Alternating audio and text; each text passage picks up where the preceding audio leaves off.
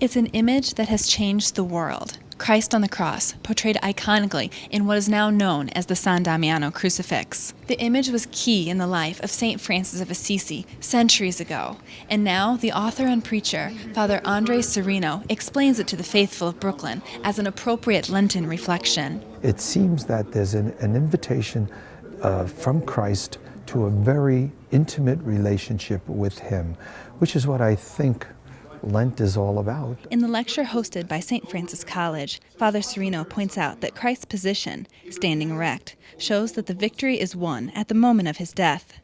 The figures beside Jesus, which include his mother Mary, the Apostle John, and Mary Magdalene, tell the story of the Passion.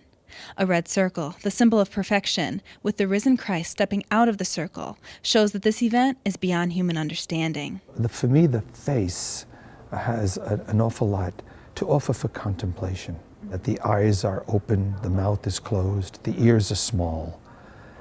Jesus has no need to speak the word because He is the Word. He doesn't have to hear the word because He is the word that's heard. The original image, created by an unknown iconographer, was hanging in the small church of San Damiano in the 13th century. While praying before it, St. Francis of Assisi heard the call from Christ that formed his life: "Repair my church." He took this task both literally and figuratively, repairing the church building of San Damiano and founding the Franciscan order. Today, there are tens of thousands following the way of life initiated by this saint. Because Pope Francis took on the name of this popular saint and is initiating wide reforms in the Vatican, Father Serino believes that the pontiff is following Christ's call to rebuild my church. But he says this call should be universal. It applies to everyone. We'll pay attention to the little ones, to the poor, to the marginalized, to the migrants, to those who are considered of no account.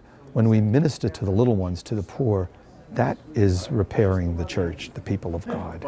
Father Serino says that Pope Francis also knows the importance of contemplation and says that Christians should imitate his example, drawing close to God through silent prayer. Every evening at 7 o'clock or so, he goes and sits in the chapel before the Blessed Sacrament quietly for an hour. And he says, even if I fall asleep there, I'm in the arms of God. I'm sleeping in the arms of God.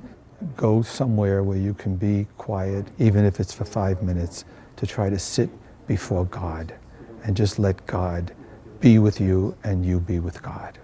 And I think wonderful things will happen. One of the first followers of St. Francis, St. Clare of Assisi, meditated on the San Damiano crucifix for 41 years. Father Serino challenges the faithful to meditate on this very same icon throughout these 40 days of Lent. For Currents from Brooklyn Heights, I'm Katie Breidenbach.